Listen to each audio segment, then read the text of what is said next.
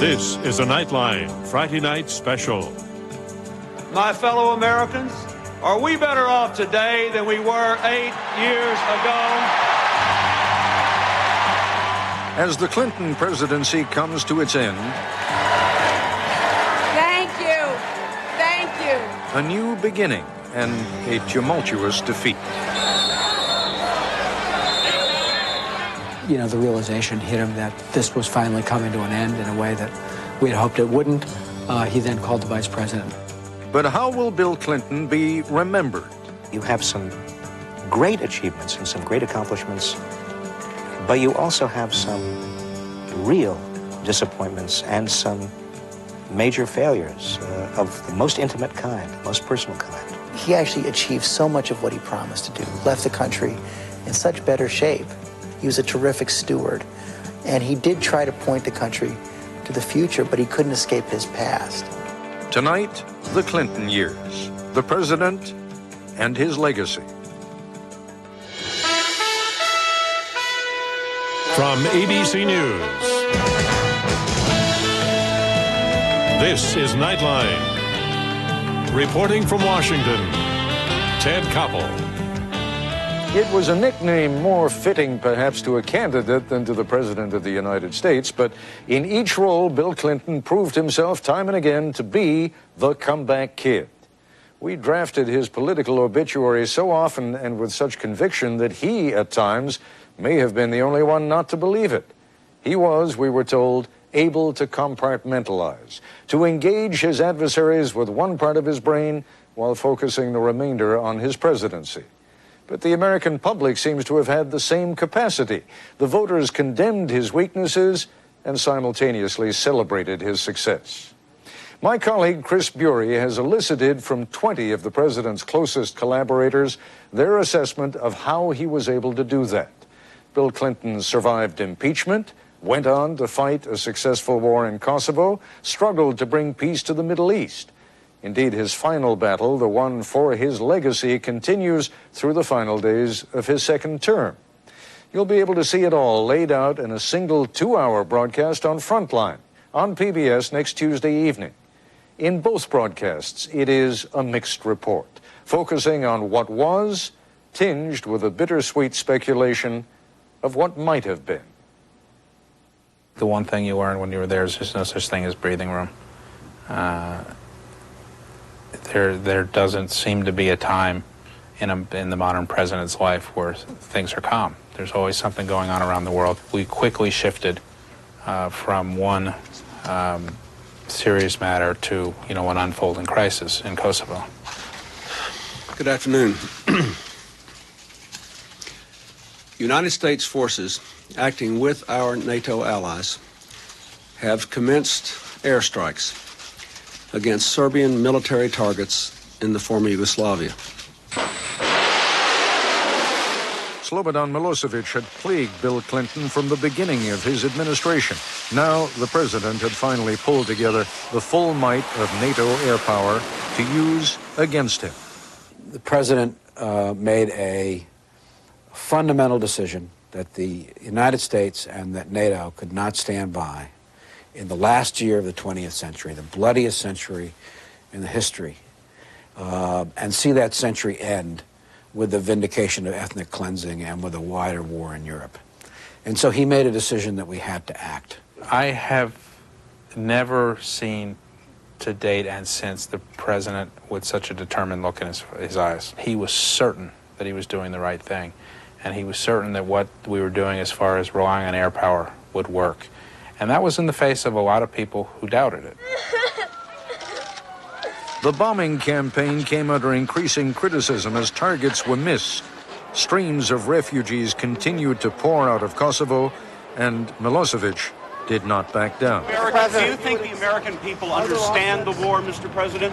Support for the war seems to be declining, according to national polls. I think they are probably frustrated that it's not already over.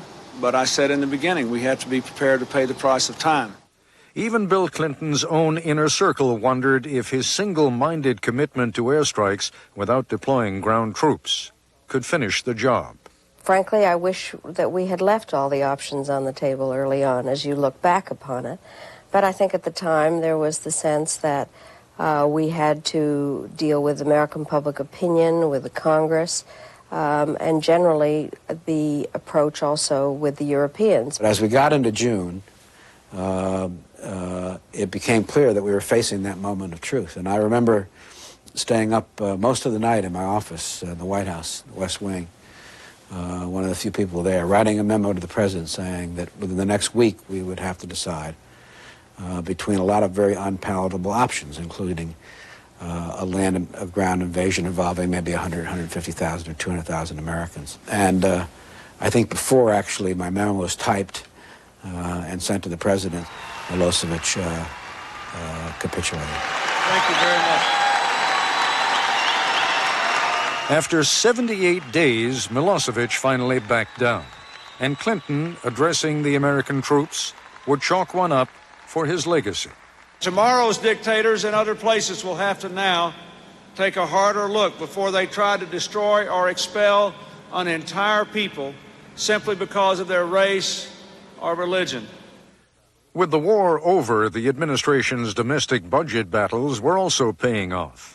The stock market was hitting record highs. The American economy was booming. No wonder that the president, mere months after surviving impeachment, seemed to be in a good mood. I am really happy to be here. Happy to be reunited at long last with the White House press corps. At a dinner with Washington reporters, Clinton sealed his reputation as comedian-in-chief with this video parodying his last lame duck days in the White House. Joe? 2:45. Anybody home? And the whole thing just sort of snowballed. And then word got around about what he'd done, and I get this call the day before the event, when we're actually supposed to show this, that says the First Lady wants to be in it. So we have to come up with something. Well, how can we use the First Lady? And it hit me that one of the things that she's remembered for is the line, "Stand by your man, I'm not just home baking cookies." And I thought, well, okay, fine. What if we had him staying at home baking cookies? I wish I could be here more, but I really think Bill has everything under control. And that was the genesis for him running out with the lunch. And a real-life change in that famous first relationship was already in the making. It began as the germ of an idea on the day of the Senate impeachment vote, a possible bid by Mrs. Clinton for New York's Senate seat. The first cheerleader on this was Charlie Rangel, who, and other New York Democrats, but Charlie especially, I think, was really nudging her and pushing her and talking it up and talking about it. And I think at first it was probably flattering. I'm not sure she took it all that seriously. And then the more she thought about it, I think she thought she could make a difference in that role. In the twilight of his presidency, Bill Clinton had a new role for himself, standing by his woman. Once again, there would be two for the price of one. I'll never forget the scene when, the day she was announcing, they were working on the announcement speech, and different from the president, she'd never given one of these before, so she was really nervous. And she had, all of the consultants and speechwriters around, which were making her crazy. So she ended up going upstairs in the house in Chappaqua, and out in sort of the garage, a finished garage, the speechwriter set up the computer, and the president was the one who shuttled back and forth because she couldn't deal with the rest of them. He calmed her down and, helped her with going through and making the changes. You could tell, on this particular Saturday afternoon, he was having more fun than he had in a long time. I mean, he loved it. I am honored today to announce my candidacy for the United States Senate from New York. But while his wife welcomed his help, Bill Clinton was struggling with his own graceful exit from the presidential stage. That story when we come back. This is ABC News Nightline, brought to you by Sears.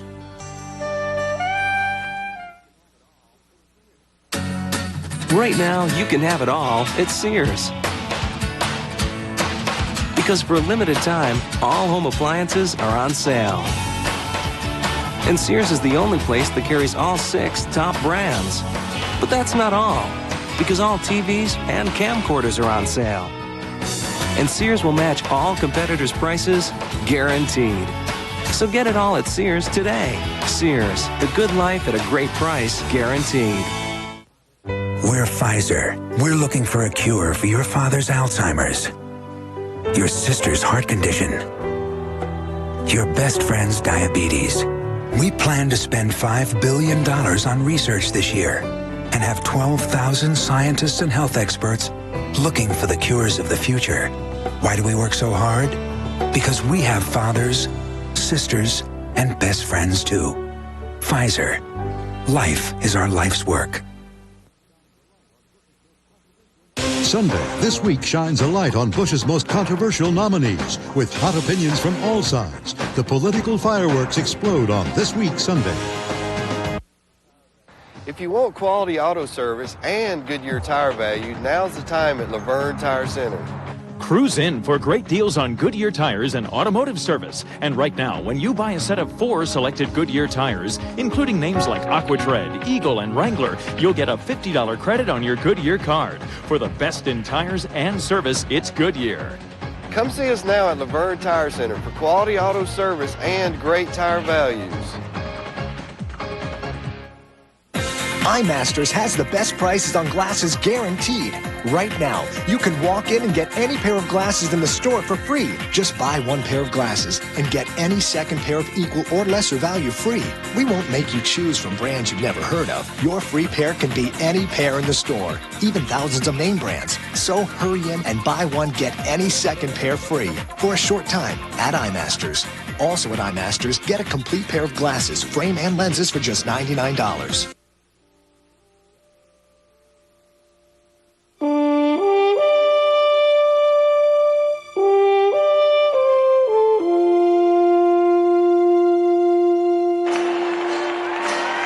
As the Democrats gathered at their convention in the summer of 2000, the president had 2 very personal missions: to support his wife's campaign for the Senate and to pass the torch to his chosen successor, Al Gore.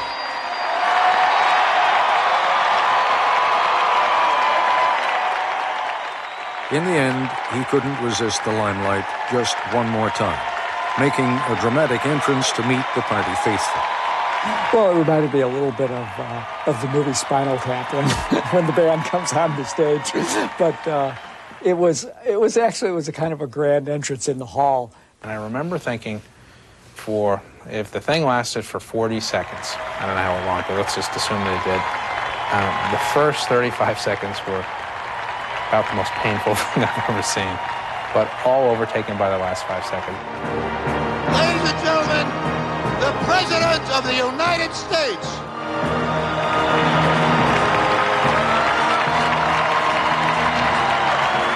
I ask you, let's remember the standard our Republican friends used to have for whether a party should continue in office. My fellow Americans, are we better off today than we were 8 years ago?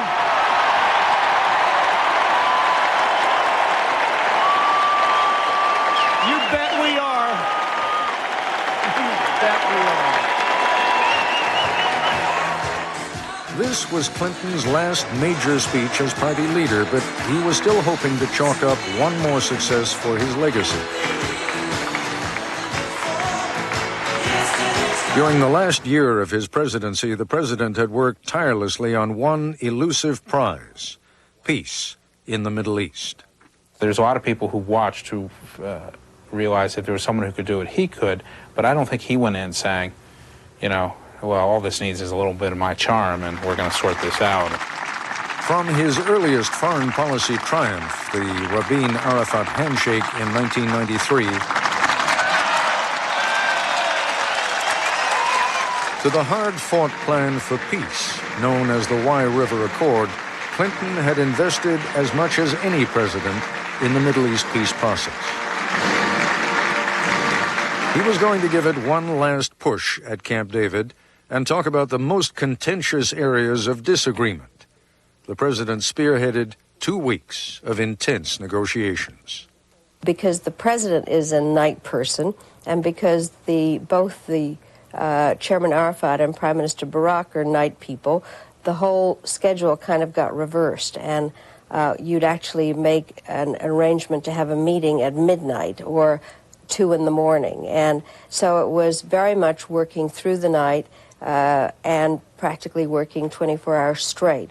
The president was so involved that it's impossible to separate him from any part of this. I don't know anybody who could have done what the president did in those negotiations, where he is able to help bridge differences, help close gaps through a combination of intellectual power, a sympathetic ear, listening to others, respect from and for both sides. But that intellect and sympathy was not enough to reach an agreement. And by the fall, the region had erupted into violence once more. It was a bitter disappointment for the president. I suspect that he would say that he had hoped that we would have ended this administration with a more secure peace in the Middle East than it appears will be the case. Despite that disappointment, the president did enjoy some success in the last days of his presidency, helping his wife get elected to the United States Senate. Thank you. Thank you. Thank you. Thank you so much. I don't think he thinks that was about him. I think he thinks it was about her, and I think he's very proud of the way she ran the race. The president was also keeping an eye on the other race that night. ABC News projects that Al Gore wins the state of Florida in its 25 electoral votes. He said, boy, they're calling that awful early. He said, I can't see that based on the numbers that they're projecting that they could call this race so early, which everybody now looks back on as being awfully prescient. And as the election contest dragged on, the president kept out of the fray. Good evening, everybody. I'll make it quick and simple to beginning. The Supreme Court of the United States has reversed the decision of the Florida Supreme Court. You know, the realization hit him that this was finally coming to an end in a way that we had hoped it wouldn't. He then called the vice president and they talked. Just moments ago, I spoke with George W. Bush and congratulated him on becoming the 43rd president of the United States. As Clinton prepares for his life after the presidency, he has not been able to step out of the shadow of scandal. Although he survived impeachment and was cleared in the Whitewater investigation, it might not be over yet. His feelings about the independent counsel now are totally focused on what's going to happen after he gets out of office. The threat he's facing? Possible indictment for perjury in the Lewinsky matter. I think the president believes that there's a very real possibility that the independent counsel will prosecute, that's what he's moving toward. And it's an odd sort of thing because we've had some discussions, in the late summer, early fall, where, the president has said several times, he's probably going to do this, and you need to prepare people for that. Perhaps we should not be surprised that even though President Clinton leaves office with job approval ratings higher than Ronald Reagan, he cannot escape the consequences of his personal misdeeds. It seems to have been the hallmark of his presidency. The Clinton legacy, a tale of two presidents, when we come back.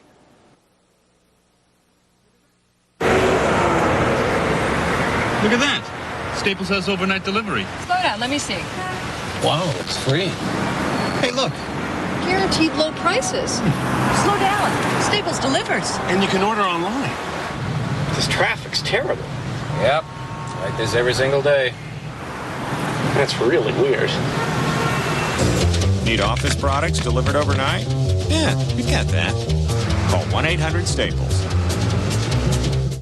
Critics across America are unanimous. This is a setup. They want a war, Jack. 13 Days is one of the best movies of the year. I am the Commander-in-Chief, and I say when we go to war.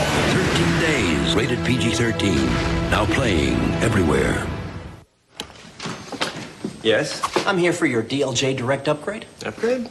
Where's your computer, please? That's over there. You see, DLJ Direct is tapping into the strength of Credit Suisse First Boston to form CSFB Direct. Now you can invest online with more award-winning research, more global resources, and more IPOs. Impressive. Will this take long? Not at all. Enjoy the power, sir. Introducing CSFB Direct, coming online January 15th. I asked my doctor about Lipitor. Have you? Ask your doctor what Lipitor can do for you and call 1-888-LIPITOR or visit our website to learn more. That new boss is from another planet. Totally spaced out at that meeting. Hey, what's that on your desk? ABCnews.com. Ready when you are. When winter is at its worst, tune in to News 2 and Snow Tracker 2000. We'll have all the latest school closings due to this system. Or log on to WKRN.com for the most accurate and complete school closing information in Middle Tennessee. We have some school closings to tell you about this morning. With Snow Tracker 2000, you'll get continuous school closing updates throughout the day because you never know what your day has in store. On air and online, News 2 and Snow Tracker 2000. First, fast, accurate. Tennessee has never seen anything this big. Rivergate Toyota, the auto giant. Hey, the factory calls us up and says, guys, could you use some more Camrys and Corollas? We said, well, we might. We thought we said white. They sent us 3 truckloads of white Camrys and Corollas. Hi, folks. Dan Walters here at Rivergate Toyota in Nashville. Right now, we're holding a winter white sale. Right now, you can buy a brand new Camry, folks, $16,993. Corollas as low as $12,993. And those are just examples. Rivergate Toyota, home of the auto giant.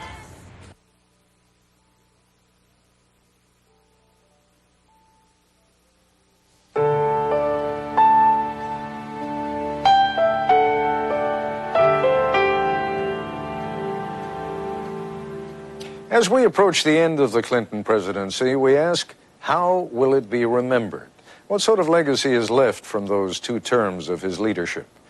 Those closest to him are of 2 minds on how history will judge Bill Clinton. I think it's just, there is so much good and bad mixed up in him and in his record that it's impossible to sort out without any perspective. But I guess, you know, boy, he did a good job, but he might have been great. You know, I'm disappointed in a lot of things that he's done. I think he had potential for greatness. I don't think he achieved it. I think he's done a lot of good things for the country. And I have a lot of sadness about how it's all ended up for him, but I have a reservoir of affection for him that I don't really understand. I think history will look at this presidency as probably a tale of 2 presidents. One president, extremely bright, capable, compassionate, wanting to do the right thing for the country, wanting to do the right thing for the world, and I think, in fact, providing the strongest economy that not only this nation but the world has ever seen. I think that'll be a central legacy of that presidency. The other presidency will be a tale of someone who made a terrible personal mistake. And that will, I think, the bottom line will be that to some extent created a disappointment for what this presidency could have been for the country and for the world. It has been a remarkable presidency. He had bigger dreams, and they weren't fulfilled.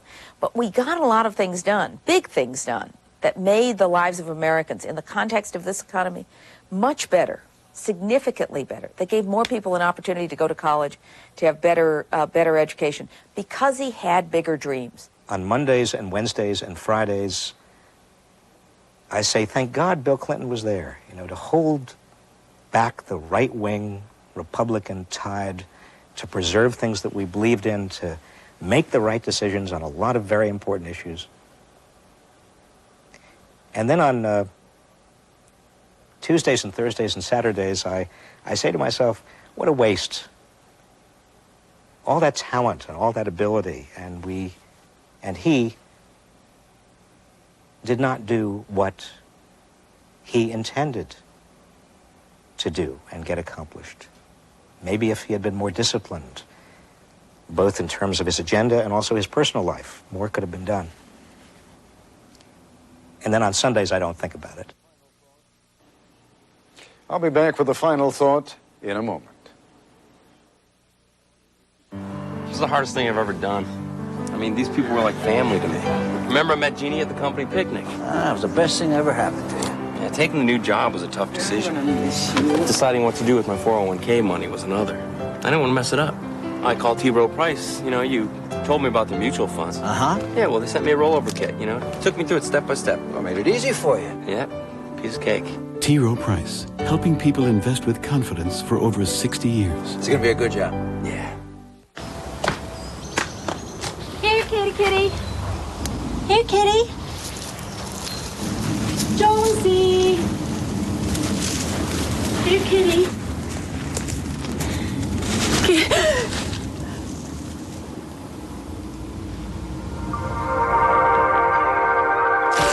There's fun stuff all around you. You just have to know where to look. The new Go.com, your guide to a better time. Bobby Donald, you're under arrest for the murder of William Hanks. He defends others. I told him to scare Hanks, not kill him. Now, he's the accused. This prosecution is payback. They don't really think Bobby ordered a hit, do they? There's a lynch mob mentality going on. If you get convicted, you get life. They're going after my husband. Why are they doing this? You need to calm down. We're about to have a baby. They're after me. An all-new Practice, ABC Sunday, 10/9 Central. Hi, Donnie Wheeler here at Performance Ford. How big is 42 service bays? Big enough that you don't need an appointment to see one of these master certified technicians. Big enough you can get your oil and filter changed on your lunch hour because we do it in 29 minutes or it's free. Sound expensive? How's $12.95? We proudly display 16 of the most frequently requested services on our maintenance menu board so you know what you spend before we start. No appointment necessary, certified technicians, prices up front. Now that's performance service. Art Expo 2001 is this Sunday. Choose from thousands of beautiful original oils on canvas. Giant sofa-sized paintings sold elsewhere for hundreds of dollars, as low as $19. Smaller paintings from $7. Absolutely nothing over $49. It's an Art Expo and sale this Sunday, 11 to 4. In Nashville at the Airport Marriott and in Murfreesboro at the Holiday Inn. Original sofa-sized oil paintings from $19. This Sunday only, 11 to 4. The daily reporting on the Clinton presidency is about to end. The next phase inevitably entails the memoirs. She has already signed a multi-million-dollar deal for hers. He will undoubtedly do the same. They have huge debts and further legal fees looming on the horizon. But there's much more than money at stake. If journalism is history's first draft and a backward glance like this series provides a little more perspective, the memoir gives the principals a chance for a final spin. A settling of accounts, the ultimate insider's version, heavily weighed down by the need to explain and justify. Such books have their impact, but they will not constitute history's final judgment of the Clinton legacy. We are, all of us, journalists, academics, members of the administration itself, much too close to the events, too much the prisoners of our own subjective biases to render any lasting judgment on whether Bill Clinton's strengths and achievements outweighed his weaknesses and failures. Clichés survive for a reason. They are largely true.